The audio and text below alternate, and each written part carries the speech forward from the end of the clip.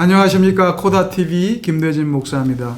오늘은 경희대 원자력공학과 정범진 교수님 모시고 계속 말씀을 이어나가고 있습니다. 교수님, 나무에서 석탄, 석탄에서 석유, 또 요즘에 재생에너지, 태양, 바람, 물, 그리고 또 원자력. 하나님께서 우리에게 주신 에너지다. 이렇게 말씀하시면서 하나님이 남겨놓으신 에너지의 한 예로 원자력을 말씀하셨어요. 하나님께서 뭐 또 다른 또 에너지 또 남겨놓으셨을까요, 혹시? 저는 그렇다고 생각합니다. 예. 그러니까 뭐 우리가 뭐 석기 시대, 예. 뭐 청동기 시대, 철기 시대, 이런 것들이 돌만 써도 충분하던 시절이 있었던 거고, 그렇죠. 그걸로 이제 안 되는 시절이 있었고, 예. 그러다 보니까 점점 좀 늘어난 거고요. 예. 뭐 나무 떼고 하는 걸로 충분하던 시절이 있었고요. 예. 그러나 이제 인구가 늘어나면서 그럼 숲이 다 없어지고, 예. 그런 문제가 생기니까 석탄이란 혁명적인 것들이 나온 거죠. 그러니까 인류의 에너지 역사를 보면은 석탄이라는 거는 이제 증기기관하고 밀접한 관련이 있습니다. 그렇죠. 그 증기기관, 석탄과 증기기관이 나오면서 인간의 어떤 생산성이 굉장히 좋아졌고, 네. 그러다 보니까 더 많은 사람들이 그 전문화를 통해서 이제 한 사람은 낚시 바늘만 만들고 한 사람은 낚시만 하고 그것이 각각 자기 거 만들어 쓰는 것보다 더 좋은 풍요로운 걸로 바뀌는 거죠. 그 전문화가 점점 진행되는 거죠. 그 다음에 이제 우리가 플라스틱이라는 걸 사용하고 하면서부터 드디어 이제 석유라는 것들이 이제 필요해졌고, 에너지를 더 많이 필요로 하게 됐고, 또 하나는 사실 지금 농사도 에너지라고 보셔야 됩니다. 왜냐하면 그 농사에 들어가는 어떤 비료라든지 뭐 제초제라든지 이런 것들도 다 이제 어떤 에너지가 사용돼서 만들어지는 것이고, 또 만들어진 농산물의 어떤 냉동 수송이라든지 이런 것들도 다 에너지입니다. 그러니까 지금 사람들은 동일한 면적에서 더 많은 소출을 하게 됐다라는 것들만 바라보지만 거기에 투입된 에너지가 더 많아졌다는 생각을 하지는 별로 않습니다. 그러니까 결국은 우리가 에너지를 점점 더 많이 필요로 하는 시대로 간 겁니다. 그러니까 우리가 지금 누구나 다 모바일 폰을 쓰고 있는데 그 모바일 폰 한 대가 냉장고 한 대분의 에너지를 쓴다는 생각은 별로 안 해요. 그래요? 이 자체는 에너지를 별로 안 쓰죠. 그렇지만 모바일 폰을 유지하기 위해서 기지국이라든지 데이터 센터라든지 이런 데서 쓰는 에너지까지 나눠보면 결과적으로 모바일 폰 한 대를 유지하기 위해서 어떤 냉장고 한 대분 정도의 에너지가 들어가고 있는 겁니다. 자동차는 점점 커지고 있고, 그렇죠. 우리 큰 아파트 가서 살고 싶고, 그러니까 사실 자동차도 새 거 나오면 자꾸 바꾸고 싶고, 그렇다면 뭐 그것이 친환경적인 활동이 아니기도 합니다. 그렇지만 뭐 사람이 원하는 것이기도 하죠. 그 중에서 이제 꼭 해야 되는 게 있고 안 해야 되는 것도 있겠지만 꼭 해야 되는 부분들을 채우는데 기존 기술력의 이제 한계에 도달하는 거죠. 공해라든지 아니면 고갈이라든지 그러면 이제 고갈이라는 문제는 이제 필연적으로 가격하고 연관됩니다. 고갈되게 되면 비싸지는 거죠. 그렇죠. 그래서 이제 그런 문제들을 직면했을 때 다른 방법으로 이제 과학적 길을 찾는 것이 이제 연구의 과정인데 저는 개인적으로는 그러한 연구의 과정이 제가 무엇을 만들어내는 것이 아니라 그 하나님께서 숨겨놓으신 원리를 우리는 단지 발견하는 자들이다라는 생각을 가지고 있어요. 그래서 지금 우리가 어떤 한계에 부딪혔을 때 과학적으로 그 한계를 넘어가는 것을 이제 일각에서는 과학 만능주의라는 주장도 하는데 뭐 그렇게 보일 수도 있습니다. 제가 이제 과학자가 어떤 생각을 가지고 있느냐에 따라서 그렇지만 그 과학 만능주의가 아니라 과학자들은 뭔가 하나님이 숨겨놓으셨을 것이다라는 걸 오히려 더 확신하는 사람일 수도 있습니다. 그렇군요. 그래서 저 지금 원자력이 끝이라고 생각하지 않고요. 지금 뭐 핵융합 연구도 하고 있지 않습니까? 그래서 우리가 부족하게 되면 더 좋은 것들을 다 예비해 놓으셨을 거다. 이 믿음은 뭐 변함이 없습니다. 그렇군요.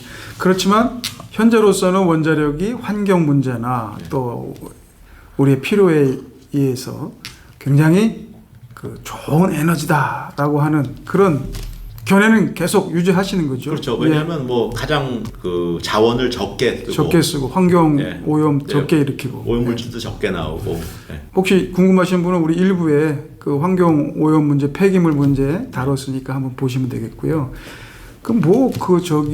크리스천 미디어인 코다 TV에서 뭘 원자력 문제를 이렇게 얘기하냐 이렇게 생각하시는 분도 계실 것 같은데 우리가 조금만 더 깊이 들어가면 이 에너지라는 것이 어떻게 보면 인류 전쟁의 시발점이라고 볼 수 있지 않습니까? 그렇죠? 전쟁 그리고 평화. 우리 한반도의 전쟁이냐 평화냐 세계적인 세계 1, 2차 대전이 있었습니다. 앞으로 3차 대전에 대한 이렇게 우려와 걱정하시는 분들도 많은데 결국 에너지란 말이죠. 우리 교수님이 지난번 우리 코람데오닷컴과의 인터뷰에서 이런 말씀하셨어요. 만약 핵 에너지가 없었다면 기존의 에너지를 소유하기 위해 약육강식의 원리에 따라 더 많은 전쟁이 일어났을 수도 있다. 이런 말씀을 해 주셨습니다. 어떻게 들으면 우리가 전혀 생각하지 못한 그런 관점인데 정말 원자력이 어떤 실체적 평화의 대안이 될 수 있을까요? 우선 중동이라는 것이 많은 사람들한테 인류가 가진 화약보다 그렇죠. 라는 생각을 많이 가지고 있고 정치적으로 굉장히 불안한 지역이다라는 느낌도 많이 가지고 있고 뭐 전쟁이라든지 이런 것들이 많이 이루어지고 있는 지역이다 이런 표현들도 있습니다. 그 지역이 석유를 가지고 있죠. 그러니까 결국은 석유를 싸게 쓰기 위한 노력들이 전쟁과 이어지는 것입니다. 그렇게 봐야 되겠죠. 그렇죠. 그래서 이제 미국의 우호적인 석유 생산국들이 있죠. 또 미국의 우호적이지 않은 나라들이 있죠. 테러하는 나라도 있고. 그래서 이제 그 두 나라를 경쟁시키고 서로 싸우게 만들면서 석유를 싼 가격으로 이제 확보하는 수단이 되기도 합니다. 최근에 이제 있었던 이벤트는 뭐냐면 미국에서 셰일가스라는 게 나온 거죠. 그래서 이제 미국의 셰일가스가 나오고 자국 에너지를 파쓰는 것으로 이제 결정을 하면서 동시에 이제 이라크나 이란하고 조금 우호 관계가 돈독하게 바뀌면서 급격하게 사우디아라비아나 이런 오페크 국가들이 힘을 잃어버렸죠. 과거에는 거꾸로 이라크나 이란이랑 좀 적대적인 관계를 유지하면서 사우디랑 친하게 지내면서 이제 석유를 좀 싸게 쓰던 시대가 있었고, 그러니까 결국은 미국도 마찬가지고 어떤 서방 세계의 그 많은 외교적인 노력들은 결국은 석유를 싸게 공급받기 위한 노력인 경우가 많고요. 에너지 전쟁이네요. 그로 인해서 이제 국지전이라는 것도 발생하고 있고, 그렇고 있죠. 그래서 사실은 만약에 이런 자원에 의존하지 않는 에너지원을 하나 또 가지고 있다 그러면 최소한도 어떤 그 자원이 가지고 있는 비중만큼은 좀 완화를 시켜주지 않겠는가 하는 게 제 생각이고요.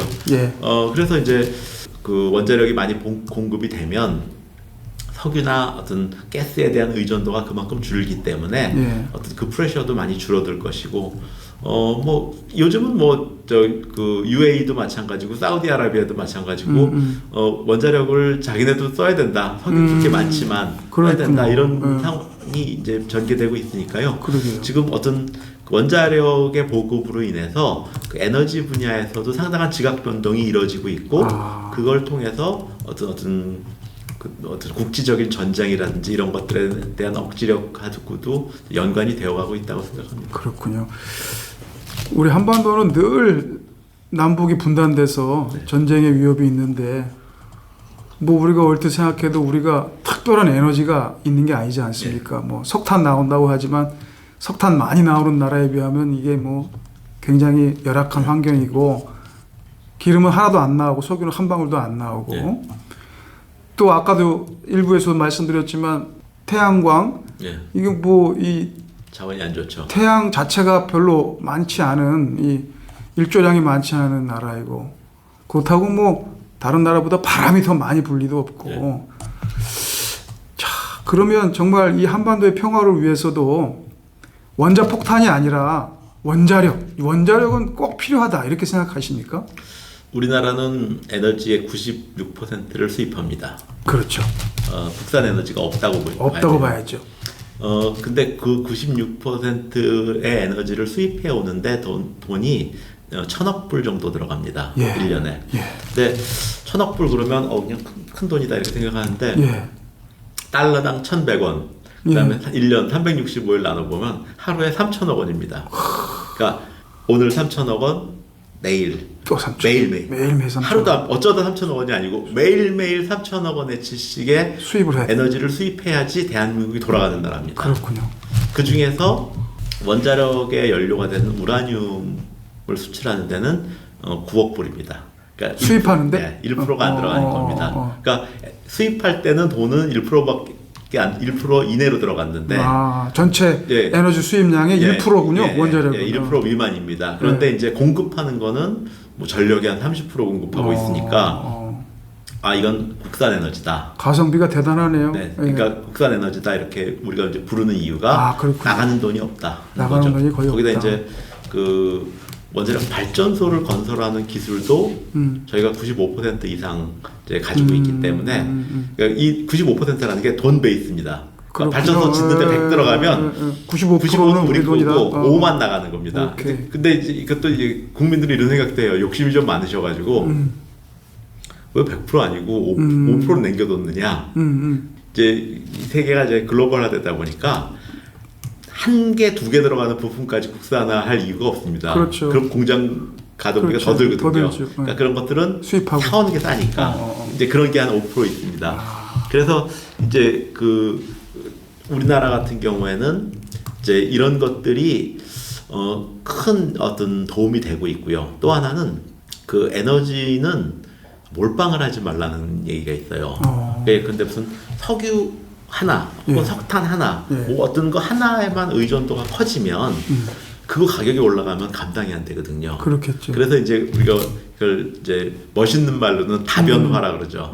다변화. 예, 그 다변화가 필요한 이유는 어떤 하나의 자원에 대한 의존도를 높이지 않는 겁니다. 그래서 이제 원자력이 뭐 제가 원자력공학과 교수라고 해서 원자력 100% 가야 된다 이렇게 얘기하지 않습니다. 원자력 발전소는 최고로 가면 50% 정도를 가는 것이 좋겠다. 좋다. 지금 30% 정도니까 한 좀 더 올리긴 올려야 되겠네요. 왜냐하면 이제 석탄이 줄어들거든요. 그러니까 지금 석탄이 40%를 차지하고 있거든요. 그러니까 석탄이 줄어든 것들을 뭔가 다른 것이 메워야 되는데 적당한 게 지금 없습니다. 지금 LNG를 메운다는 건 석탄을 계속 떼는 것만 못합니다. 왜냐하면 그 초미세먼지가 많이 나오잖아요. 아니요, 이산화탄소 자체가 온실가스 자체가 LNG랑 석탄이 거의 동일합니다. 그렇군요. 왜냐하면 이제 그 간접 배출이 있거든요. 그러니까 지금 CO2 이산화탄소가 온실가스지만 메탄 CH4도 온실가스입니다. 근데 메탄은 CO2보다 30배거든요. 온실가스 효과가. 우리는 가스 때문에 굉장히 뭐 깨끗할 줄 알았는데 그게 아니었네요. 그 청정, 내추럴이죠. 그거는 그 청정은 깨끗한 청정이 아니고 네이처, 자연에서 캤다고 천연인 거죠. 그러니까 이제 그런 식의 논리라면 천연 석탄, 천연 석유죠. 천연 우라늄이네. 그렇죠. 그러니까 그거는 이제 우리의 그냥 정서적 착각일 뿐이지 실제는 안 그렇다. 그렇죠. 이런 말씀이네요.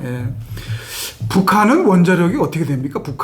북한은 원자 폭탄은 있다 그러는데 원자력은 어떻게 됩니까?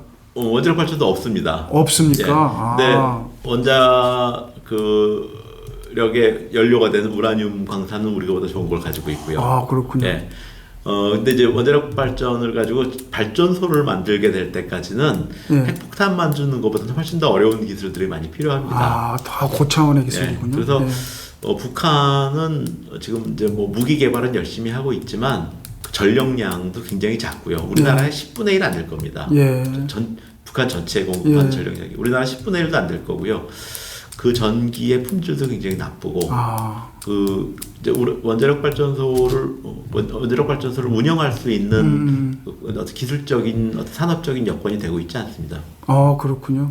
그 원자 폭탄 개발만 아주 그냥 거기에 올인하고 있는 거네요, 그냥. 그거는 뭐 가난한 나라들은 다 그렇게 하는 겁니다. 그러니까 우리도 박정희 대통령 때는 북한보다 가난했죠. 1960년대 초반에. 70년대까지 가난했다. 77년까지 뭐 가난했다. 그러니까 그때는 우리가 핵 개발하려고 했잖아요. 그 말 나온 김에 우리도 핵 개발하면 바로 한다, 뭐 못한다, 뭐 그런 말이 있던데요. 뭐 기술적으로는 가능, 그러나 정치적으로는 하지 않습니다. 아, 기술적으로는 충분히 가능한데 네. 굳이 할 필요 없다. 네. 정치적으로 할 필요가 없는 게 아니고 정치적으로 하면은 망합니다. 아, 하면 망한다. 예, 왜냐하면 그거 이제 그 하면은 유엔 제재 조치가 들어오거든요. 그럼 우리나라 수출을 못하면은 이제 우리는 세계 교역 10대국이기 때문에 그렇군요. 수출 못하면 굉장히 어려워집니다. 예. 예, 지금 그럼 어떻게든지 간에 북한 원자 폭탄은 좀 해체해야 되겠네요. 아, 참 불행한 일이죠. 예, 예. 자, 그러면 이제 우리 걱정은요, 교수님. 오늘 교수님 얘기 쭉 듣고 또 전 세계 환경 문제, 오늘 이 환경 문제하고 좀 연결해서 쭉 대화를 진행해 나왔는데, 만약에 탈원전 정책이 계속 추진되지 않는다고 아까 말씀하셨지만, 만약에 계속 추진된다면 일단 환경 오염의 문제가 더욱 심각해지고, 더 나아가서 대한민국의 어떤 경제나 국가 경쟁력이나 그리고 모든 국민들의 어떤 삶의 질 같은 것들에 큰 영향을 미칠 텐데, 교수님의 예상과 달리 만약에 탈원전 정책이 계속된다면 가장 크게 와닿는 충격은 무엇일까요, 우리에게? 전기값이 3배로 비싸질 겁니다. 아, 전기값. 예. 아주 실감 나네요. 예. 우리는 이제 뭐 가정마다 틀리겠지만 3만 원, 뭐 10만 원 정도의 전기값을 내고 있다고 치면 3배가 되면은 그래 무슨 갈비 한 번 덜 먹자, 네. 뭐 이러면 되는 겁니다. 근데 네. 이제 이게 무서운 건 뭐냐면 산업 경쟁력입니다.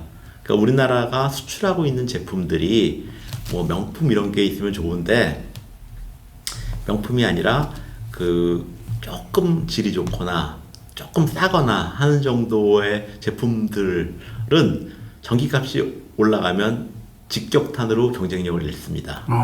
그러니까 우리가 지금 이번에 대한항공이 그렇게 적자를 많이 안 봤다 그러더라고요. 그렇죠. 예. 예상외로. 예, 다른 코로나 때문에 다른 항공사들은 이제 피해를 굉장히 많이 받았는데 대한항공이 그렇게 적자를 많이 안 받았다 그래요. 이유가 뭐냐면 우리나라는 비행기로 실어 날릴 만한 수출품이 있었던 거예요. 반도체죠. 그렇군요. 예, 그러니까 비싸고 좀 가벼운 거. 예, 네. 비행기로 수출할 그러니까 실어 날릴 만한 고 가격으로. 네. 근데 이제 그런 것들이 아니라 그러면 조금 원가가 조금 올라가거나 하면은 바로 경쟁력을 잃어버리거든요. 그렇군요. 그러면 아마도 경쟁력을 잃어버리는 상품들이 많이 생길 거고, 그 다음에 국내에서 이제 에너지 가격이 비싸지기 때문에 에너지 가격이 싼 다른 나라로 이전하는 공장들이 많이 생깁니다. 예. 지금 이제 그 중국산 태양광 패널이 싸다는 이유도 사실은 태양광 패널을 만드는데 많은 에너지가 들어가는데 네. 중국이 우리보다 전기값이 싸기 때문에 중국이 싼 겁니다. 네, 그래서 이제 그 전기값은 모든 경제의 그거네 기본이네요. 기본. 다 원가로 들어가는 거니까요. 그럼 3배가 올라가 버리면 우리나라 경쟁이 확 무너져 버리겠네요. 그렇죠. 그게 이제 가정은 부담할 수 있습니다. 그러나 산업이 부담하는 건 감당 못한다 하는 게 첫 번째고요. 두 번째로는 숲이 많이 없어질 겁니다. 원자력이 없어지면. 이게 왜냐하면 태양광으로 그걸 깔게 되면 그렇겠죠. 땅이 없는데 숲이 굉장히 많이 없어질 것이다. 지금도 없어지고 있잖아요. 하는 것들이 이제 그 효과고요. 그래서 이제 그다음에 이제 요즘은 뭐 해상 풍력을 해서 바다로 넘어가기도 하는데, 사실은 그 바다도 그 물고기가 살아야 되는 동네입니다. 그렇죠. 그래서 어업 활동도 해야 되고, 그래서 그 어떤 덴시티가 낮은 에너지원들이 많이 보급되면서 어떤 땅을 많이 필요로 하는 것들이, 우리나라는 땅값 너무 비싼 나라잖아요. 예. 그래서 그런 것들이 참 힘들 거다. 예. 네, 세 번째로는 이 전기의 품질이 굉장히 나빠질 것이다. 그러니까 지금 우리나라에 재생에너지가 많이 보급된 곳이 제주도랑 전라남도입니다. 예.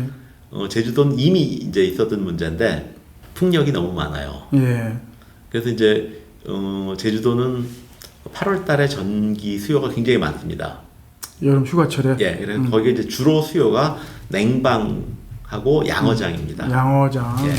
근데 그걸 이제 양어장을 시켜줘야 되는데 8월 달에 제주도는 바람이 불지 않습니다. 아 그래요? 그 완전히 뭐 이게 그래서 풍력에서 전기가 안 나옵니다. 그리고 완전 헛다리 짚은 거네요. 네, 그래서 네. 이제 전기를 이제 해저 케이블로도 보내고 제주도 내에 있는 이제 효율이 나쁜 막 킬로와트 생산하는데 몇백 원 들어가는 발전소까지 다 가동을 해서 이제 전기 공급을 합니다. 그다음에 11월 달이 되면 냉방 안 하거든요. 그렇죠. 양어장도 이제 안 하고, 그러니까 수요가 많이 떨어져요. 네. 근데 그때 바람이 많이 붑니다. 그러면 이번에 어떤 일이 생기냐면 풍력으로 발전한 전기가 전체 용량의 30%를 넘어가게 됩니다. 예. 보통 이제 육지부는 한 전체 전력의 20%까지 감당 가능합니다. 예. 제주도는 30%까지 감당 가능합니다. 왜냐하면 해저 케이블이 워낙 이제 반응 속도가 빨라요. 그래고 이제 출력이 떨어졌다. 그러면 얘가 올려주고, 얘가 올라갔다. 그러면 얘가 줄여주고, 이걸 빨리빨리 할 수 있어요. 그러다 보니까 대한민국에서 유일하게 제주도가 이제 30%까지 가능합니다. 그게 무슨 말이에요? 30%까지 가능하다는 이제 건? 그 발전원의 구성비 중에서 예. 뭐 석탄 발전도 있고 무슨 발전도 있고 하는 것 중에서 재생에너지 발전원이 30%까지 있을 수 있다는 거예요. 아, 그럼 30% 넘어가면 문제가 생기고 넘어가면은 이제 전압이 220V 한 60Hz가 아니고 전압이나 주파수가 출렁거리는 거예요. 아, 무슨 말인지 예, 알겠습니다. 그렇게 그러니까 되면 풍력이 30%까지만 가능한 예. 게 제주도고 육지는 그것도 안 되고 20% 20%만 예, 해야 예. 된다. 그러다 보니까 이제 풍력이 남아도니까 예. 그러니까 8월 달에는 바람이 없어서 놀았고 예. 11월 달이 되면은 급전 이제 전력 그 거래소에서 풍력 너무 많으니까 너 떼지 마. 아, 그렇게 되는군요. 네. 그러니까 무조건 많이 생산한다고 좋은 게 아니구나. 그렇죠. 그러니까 지금 그게 이제 제주도에서 발생하고 있는 일이고 그 바람 안 돌아가게 바람갭이 딱 잠가놔야 되겠네. 아니 거의 발전기를 끊어놔야 돼요. 아, 예. 그거 끊어놓으면 날개 부러집니다. 또. 예. 아, 그런 게 또 예. 있겠군요.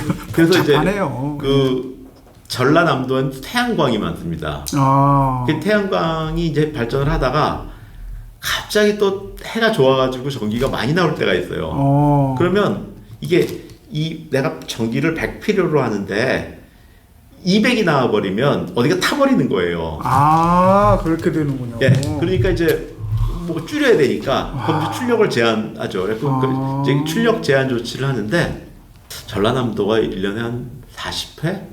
이 주 1회 정도의 출력 제한 조치를 합니다. 그리고 제주도에서는 뭐 굉장히 빈번하고요. 예. 그러니까 이게 지금 그러면 그것이 재생에너지가 늘어나면 대한민국 전체로 가는 겁니다. 그리고 이제 그게 대한민국 전체에 불안정 요소네. 발생할 일이다라고 얘기를 하면 그런 것들이 앞으로 연구개발해서 해결해야 될 과제입니다. 이렇게 얘기를 해요. 예. 좋죠. 그때 그게 쉬우면 지금 벌써 했겠지 안 했겠어요? 그거는 말 그대로 저기 태양빛과 바람에 달려 있는 건데 그거를 사람의 힘으로 하기가 참 쉽지 않겠어요. 옛날에는 뭐 거짓말도 많이 했습니다. 그래서 무슨 뭐 우리 기상 예보하듯이 다 예측해가지고 하면 된다. 한다. 그건 안 되죠. 왜냐하면 그건 초단위 미만의 예측이거든요. 그러니까 그건 예측이 안 됩니다. 뭐 어느 독일도 그렇고 다 포기한 거죠. 바람과 햇빛을 예측한다? 쉽지 않을 것 같네요. 그래서 일종의 어떤 보조적인 수단이지 그게 주가 되면 안 된다. 예, 그게 메인이 되면서 큰 문제가 있다.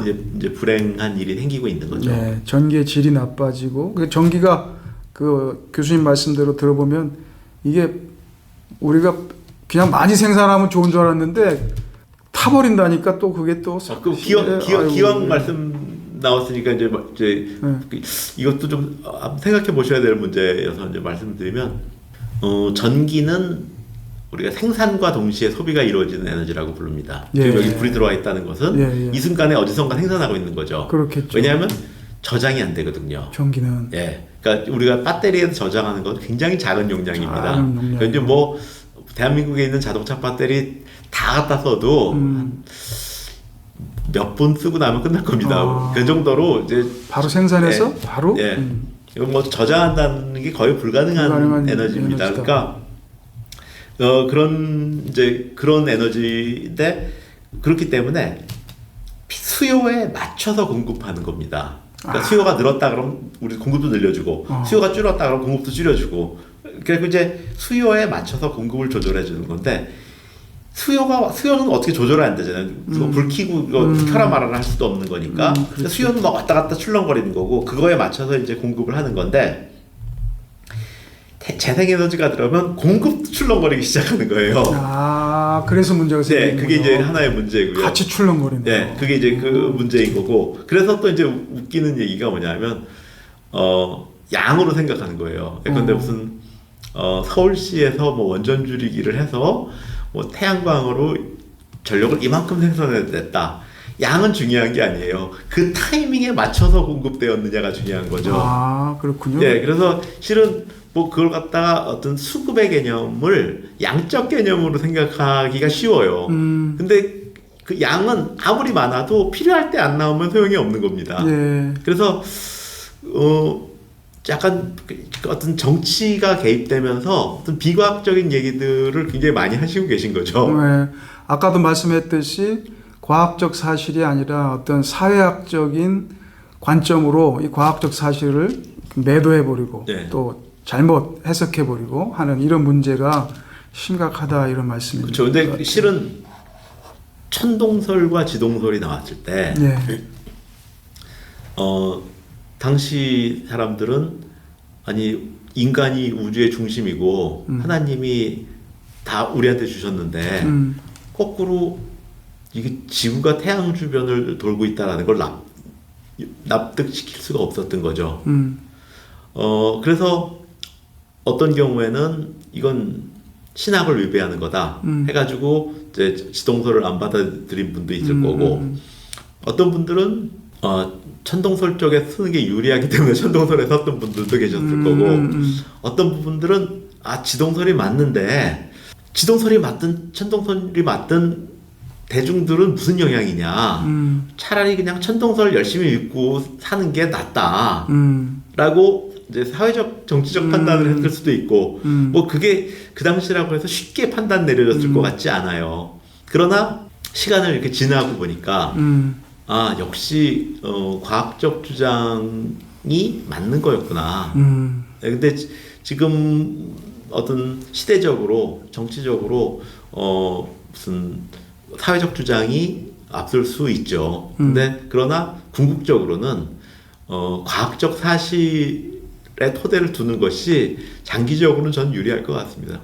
그래 우리가 뭐 말은 예를 들면 뭐 해가 동쪽에서 뜨고 오늘 일출이 몇 시입니다 이렇게 얘기하지만 그건 언어적 표현이고 네. 실체는 이제 뭐 우리가 지구가 돈다는 거 우리가 알고 있는데 하여튼 그 구분을 잘해야 된다는 말씀이잖아요. 네, 그 구분을 잘하고 뭐 독자 우리 시청자들 뭐 예를 들면 성경에 뭐 표현이 천동설로 나왔다 할지라도 우리도 지금도 표현을 그렇게 하고 있기 때문에 그것이 과학적 어떤 진리와 위배된다 이렇게 볼 수는 없고요. 성경은 늘 진리라고 생각하고 우리 정범준 교수님이 오늘 하신 말씀을 제가 우리 또 스태프들과 같이 의논했는데 한마디로 말씀드리면 우리 정범준 교수님은 인본주의적 비관주의가 아니고 어떤 성경적 낙관주의로 이 세상을 바라보면서 궁극적으로 아까 그런 표현하셨어요. 4, 5세계는 어느 정도 주의 은혜로 이제 보장이 되어 있는 그런 종말론적인 낙관주의 이런 것으로 좀 세상을 보고 해석하고 과학적 이 팩트를 가지고 판단하고 정책을 세우고 나라를 이끌어 가야 된다. 이런 말씀으로 듣겠습니다. 끝으로 우리 정범준 교수님, 우리 코다 TV 시청자들을 위해서 우리가 이 한국 우리 특별히 이 원자력 분야, 이 에너지 분야를 위해서 어떻게 기도해야 되겠습니까? 기도 제목을 좀 한번 쉐어링 해주세요. 저는 지금 원자력에 대해서 위험하다라고 생각하는 사람들, 그 다음에 이런 분들이 나쁜 사람들이 아니고 잘못 교육된 사람들이라고 생각을 합니다. 잘못 교육됐다. 네. 네, 잘못된 정보로. 그러니까 세상을 잘못된 관점에서 보고 있는 것이죠. 세계관의 문제다. 아까 환경적인 문제도 비관적으로 볼 것인가 낙관적으로 볼 것인가라는 것들이 그 사람들의 견해인 거지 그 사람들이 선하냐 악하냐의 문제가 아닌 거죠. 근데 결론적으로는 잘못된 세계관을 계속 주장을 하다 보면 악한 역할을 하게 돼 있는 거죠. 그래서 저는 요즘은 원자력을 뭐 알려드리기보다는 세상을 어떤 바른 눈으로 바라보는 것들을 굉장히 중요하게 생각을 합니다. 그래서 이제 세상을 바른 눈으로 바라보게 해달라는 거. 우리 기도 제목이에요. 그게 하나고요. 세상을 바른 눈으로 우리 뭐 신학적 용어로 하면 성경적인 바른 세계관을 가질 수 있도록. 그게 굉장히 중요한 게 전 특히 만약에 이 TV를 보시는 그 초중고등학교 선생님이 계신다면 선생님들, 교사들 그분들은 굉장히 영향력이 크신 분들이거든요. 그렇죠. 왜냐하면 학생들한테 영향을 주니까. 근데 예컨대 저희 초등학교 때는 항상 가시광선이라는 표현을 딱 들었을 때 광선에 무슨 가시가 달려 있나? 라는 느낌을 받았어요. 그렇죠. 그리고 좀 있다 보면은 그게 아닌 것 같다 라고 생각을 해요. 근데 감히 물어보진 못해요. 근데 나중에 이제 보면은 이게 visible light, 가시광선이니까 볼 수 있는 광선, 그러니까 가시광선이니까 가를 길게 발음했어야 되는구나. 가시광선이 아니라 가시광선. visible light니까. 근데 저는 불행히도 지금까지 만나본 선생님들 중에 누구도 가를 길게 발음하시는 분을 본 적이 없어요. 그렇군요. 그리고 제가 이 얘기를 하면 굉장히 많은 분들이 나도 어렸을 때 가시가 달려있다고 생각을 했었다라는 말씀을 하세요. 그게 이제 일종의 그 잘못 알려진 거죠. 또 뭐 기후 온난화가 되면은 뭐 얼음이 녹아서 해수면이 올라간다. 아르키메데스 법칙으로 얼음은 이제 액체가 고체가 되면서 부피가 팽창한 부분만큼만 물 위로 올라와 있는 거예요. 그러니까 녹으면 해수면은 안 바뀝니다. 그렇군요. 그 거짓말이네 그럼. 이제 그거는 땅 위에 얹혀져 있는 얼음이 녹았을 때 해수면 상승에 기여하는 거지. 땅 물 위에 떠 있는 빙하가 녹았을 때는 전혀. 그 북극 얼음 녹은 거는 상관없고 혹시 남극 대륙에 남극 대륙 위에 쌓인 눈 녹은 거는 좀 문제가 생길 수 있겠네. 뭐 이제 북극 곰들이 이렇게 조그만 얼음에 3마리가 이렇게 바닷물을 이렇게 보면서 이제 북극 곰이 설 땅이 없습니다. 뭐 이렇게 하는데 북극 곰은 수영을 잘합니다. 그래갖고 지금 물고기 지나가는 거 잡으려고 이렇게 보고 있는 건데 마치 설 땅이 없어서 거기 서 있는 것처럼 알려져 있거든요. 그래서 사실은 그런 것들, 그러니까 제가 저희 아이를 키우면서 학교 선생님은 재생에너지를 너무 좋은 걸로 생각하시는 거예요. 근데 나는 재생에너지를 그렇게 좋다고 생각 안 하거든요. 꽤 좋지만 좋은 곳에 설치됐을 때 좋은 역할을 할 뿐이지. 그래서 우리 아들한테 뭐라고 가르쳐줘야 될 거냐에 대해서 굉장히 고민을 했습니다. 그러니까 선생님이 가진 선입관이나 선생님이 가진 잘못된 과학적 상식이 결국은 애들한테 전파가 되는 거고 그 아이들은 다시 30대, 40대 성인이 될 때까지 어떤 특별한 계기가 없다면 그걸 믿고 살게 되거든요. 그러면 의도하지 않았지만 악한 역할을 하시게 될 수가 있죠. 그래서 특히 초중고등학교 선생님은 가르치는 것뿐만 아니라 굉장히 좋은 세계관이 있어야 된다고 생각해요. 예컨대 무슨 실험 실습 이런 것들도 마찬가지입니다. 저는 지금 대학교에서 가르치고 있지만 실험 실습은 기능직한테 필요한 게 실험 실습입니다. 사이언티스트는 수학입니다. 수학입니다. 수학 잘해야 되겠죠. 그렇죠. 과학자 되기를 원하는 분들 수학 뭐 이렇게 열심히 뭐 라디오 뜯어보고 하는 것들은 그거는 기능직한테 필요한 자질인 거고 수학 잘해야 과학자 될 수 있는 거고요. 또 외국 문헌을 봐야 되니까 영어 잘해야 과학자 될 수 있는 거지. 나는 영어 수학은 잘 못하겠는데 뭐 뜯어보는 거 너무 재밌다 이러면 그거는 과학자는 아니고 이제 기능직이 돼야 될 것들이죠. 그러니까 사실 그런 부분들에 대해서 선생님들이 바른 세계관을 가지고 있는 것들이 굉장히 중요하고 그래서 어떤 세상을 바로 보는 것 다시 말씀드리면 그것이 이제 가장 중요하다고 생각하고요. 그런 두 번째로는 네, 기도 제목. 두 번째로는 그 세상을 바로 보고 있다면 세상을 그렇게 비관하지 않을 수 있다고 저는 생각합니다. 아, 그렇군요. 예. 그리고 그 하나님이 주신 능력 하에서 우리가 할 수 있는 일들이 꽤 많이 있다 하는 것들을 낙관하셨으면 좋겠다. 그 두 가지입니다. 중요한 말씀이네요. 주님 안에서의 낙관. 네.